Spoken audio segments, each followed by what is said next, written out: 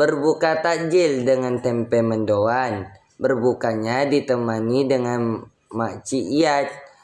Saya awali salam sebagai pembukaan. Semoga kajian ini mendapat ilmu bermanfaat. Assalamualaikum warahmatullahi wabarakatuh. Alhamdulillahirabbil alamin. Assalatu wassalamu ala Rasulillah amma ba'da.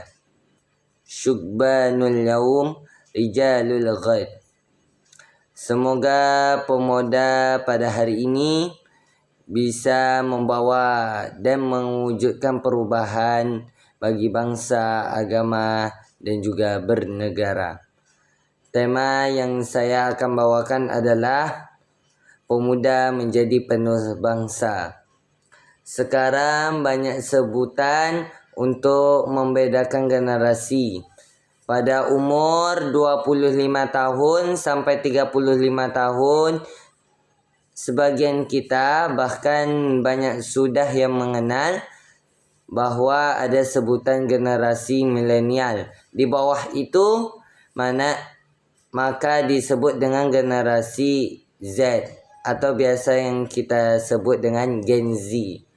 Nah, dari pola pikiran, dari perbedaan perilaku sudah tampak bagaimana perbedaan generasi milenial, mana generasi Gen Z. Mana perbedaannya? Karena dari zaman ke zaman, dari generasi turun-menurun, pola pikiran dan pola sikap sangat berubah total. Contohnya, perbedaan pertama yang dibedakan dari generasi milenial atau generasi Z. Perbedaannya adalah di mana generasi milenial ingin berlomba-lomba dan menuntut ilmu. Berlomba-lomba mau ranking 1, 2 ataupun 3. Sedangkan Gen Z tidak peduli mau ranking 1, mau ranking 2, mau ranking 3, tidak peduli. Perbedaan kedua adalah generasi milenial masih mau diajak kontribusi dan juga mengasah otaknya agar mudah teringat ketika menuntut ilmu, mudah nangkap, seperti main teka-teki. Main teka-teki untuk mengasah otak.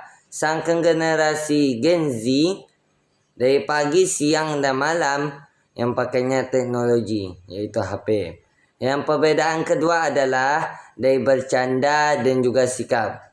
Generasi milenial tahu batasan mana aku dengan kamu, sebaya ataupun tidak sebaya, mau tua maupun muda atau sesama sebaya dan lain-lain sebagainya. Sedangkan yang kita lihat di posting sosial media dan di mana lainnya, Gen Z itu tidak tahu batasan. Contohnya, Masya Allah, antum auranya maghrib banget.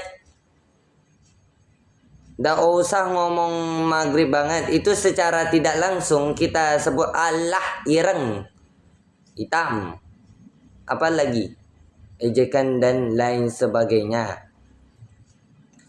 Maka itulah pola bagaimana kita mengenal sikap dan adat tata perilaku terhadap lingkungan sekitar maupun lain sebagainya.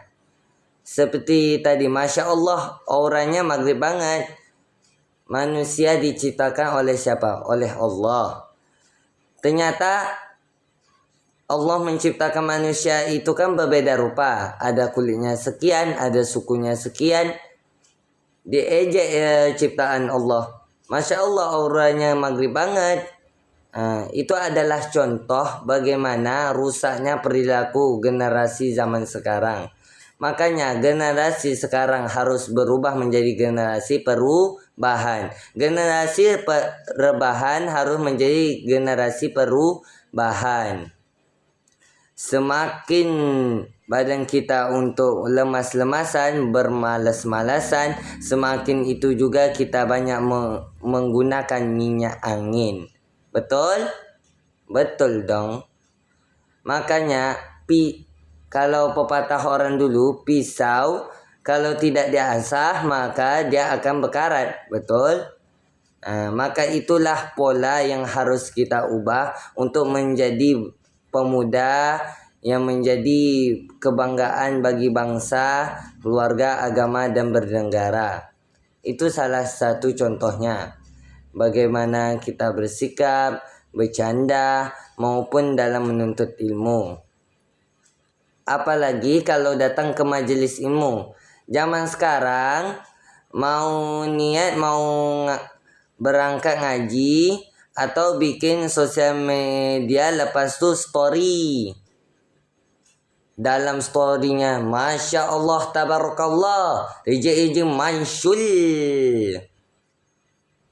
Riaknya keterlaluan, yang adanya sampai ke rumah tanya, tadi apa yang dijelasin sama ustadznya, sama da'inya, sama yang ceramahnya? Nggak tahu.